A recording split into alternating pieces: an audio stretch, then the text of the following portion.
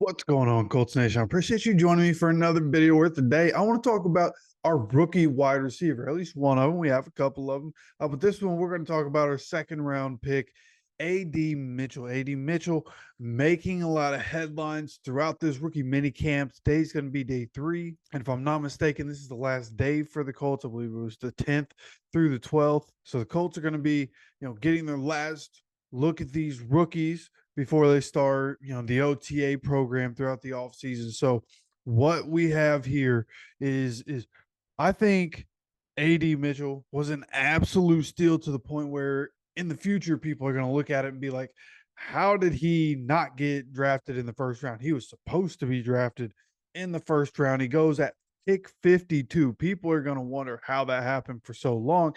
And there have been some things that came out, right? Obviously, people talking about, oh, well, maybe there are character flaws. Something else that I learned since the draft is that one of the reasons he fell was due to him having diabetes and the management of that. But from what I saw in an article that Stephen Holder did, he said that two sources close to Mitchell told ESPN it's something he is focused on addressing. He recently hired a private chef and is adhering to a nutrition plan to help him better govern his diet relative to his diabetes. So it's good news. He's taking ownership of his issue. He's understanding himself, understanding his body, what he needs to do to be able to keep his diabetes in check.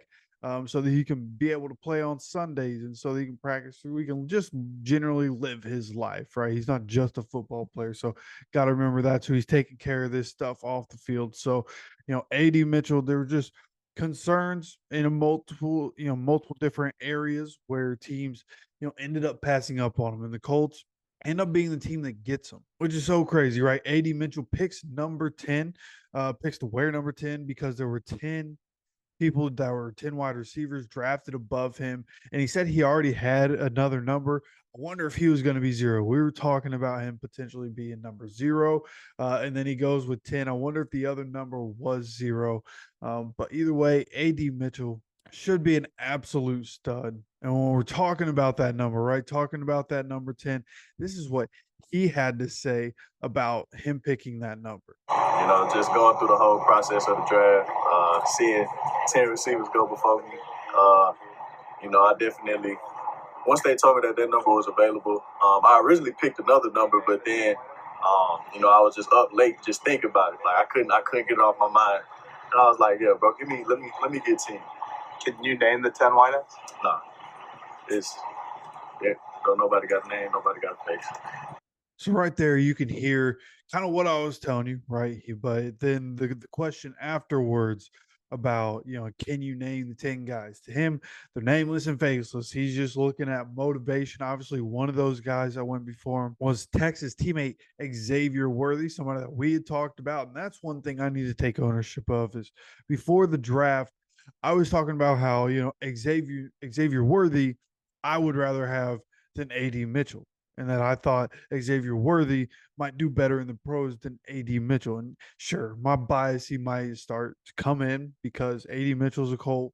But just looking at some of the stuff A.D. Mitchell's doing and seeing the way he moves and looking at more highlights and just the more I learn of A.D. Mitchell, the more I look into him, the more I like him.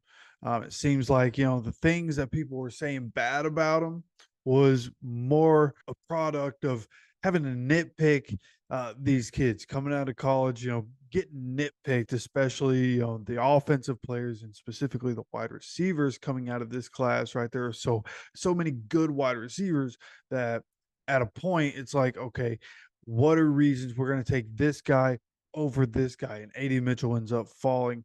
And one of the clips that I saw that makes me excited about A.D. Mitchell is this one right here that's coming out of rookie minicamp. The Colts put this on their Twitter. And I just want to look at this and let's talk about it.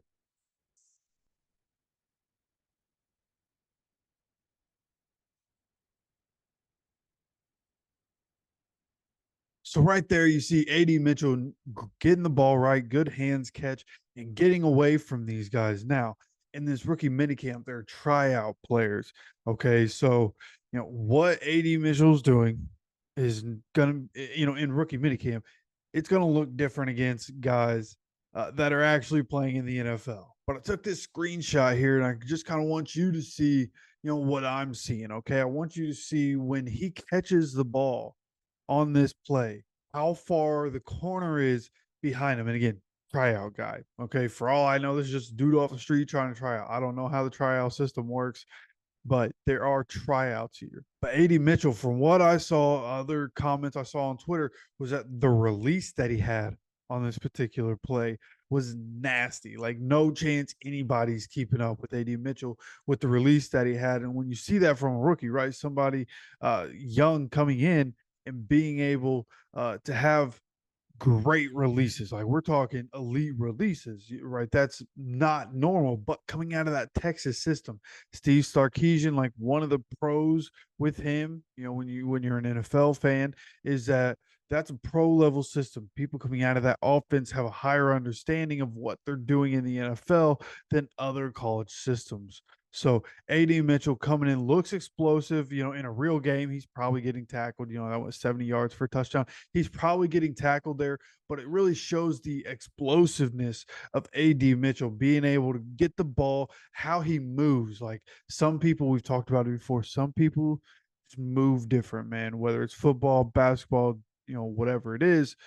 In some sports, man, some people just move different. AD Mitchell's one of those guys that he just moves different. And I like what I've been seeing.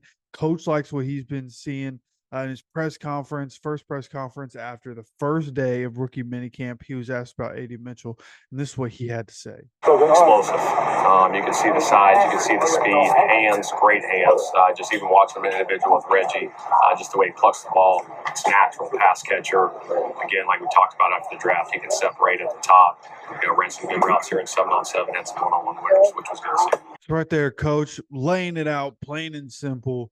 Right, he puts it in the simplest terms that he possibly can. Good hands catcher, natural hands catcher, somebody that's great at what he does. Right, you're talking about first two picks for the Colts, natural pass rusher, natural pass catcher. Like, these are guys that for the future are going to be extremely important. Right, building around you need a dominant edge. Just need it. We've known since we lost Dwight Freeney, and then Robert Mathis a few years later. We've known as Colts fans, you need a dominant edge rusher. I feel like even as good as these Colts teams in the past, like you think about the Phillip Rivers led Colts team in 2020, if we have a dominant pass rusher that season, then there's a chance we're able to go further in the playoffs, right? Almost beat the Bills in the playoffs in Buffalo that year, but we end up losing. Do we beat the Bills in the playoffs that year? Right now, also, you could talk about needing wide receiver help in 2020, but having a dominant edge rusher has just plagued the Colts since 93, 98 left. So having Latu there and now having AD Mitchell, right? We've needed that dominant wide receiver. We have an absolute dog in Michael Pittman Jr., and he can do a lot of things, continues to get better year after year, like real life, getting better every single year, being able to do more of everything and being elite at everything. And so this is going to be another year where I expect Michael Pittman Jr. to take a step, but AD Mitchell's talents can't be overlooked. And there were people talking about, Alec Pierce is still going to start. As soon as AD Mitchell was drafted, I said that he's probably going to be the number 2 receiver. And I know that it seems like I'm taking a shot at Alec Pierce. I've talked about trading Alec Pierce on this channel plenty. So, people probably think I don't like Alec. I think Alec could be really good in the pros. He could come out with Anthony Richardson staying healthy. He could have a really good season, but the number 2 wide receiver, you don't want that guy to be like, if this quarterback stays healthy, then he might be good. You put AD Mitchell in there, then no matter who the quarterback is, AD Mitchell is going to help him out because of the way he can separate and because of the skill sets that he has, the explosiveness that he has. He's going to help his quarterback either way. He just needs his quarterback to help him by getting him the ball in the right spots. So AD Mitchell, man, I'm so excited about what we have in AD Mitchell. I think he's going to be an absolute stud for us. I'm glad we were able to pick him up.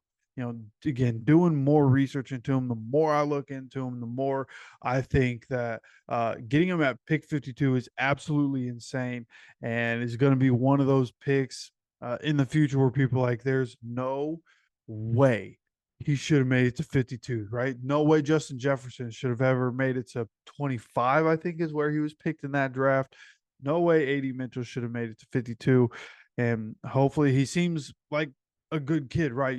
That interview that we saw, that clip from that interview, he was, smiling. He doesn't seem arrogant at all. He was a little frustrated the night that he got drafted, but he seems all right. And he seems like he's in a good spot. I've been listening to his press conferences, and it seems like he's happy to be here. He's ready to go, and we're gonna get everything that he's got. So I'm happy with the pick. I'm happy he's here.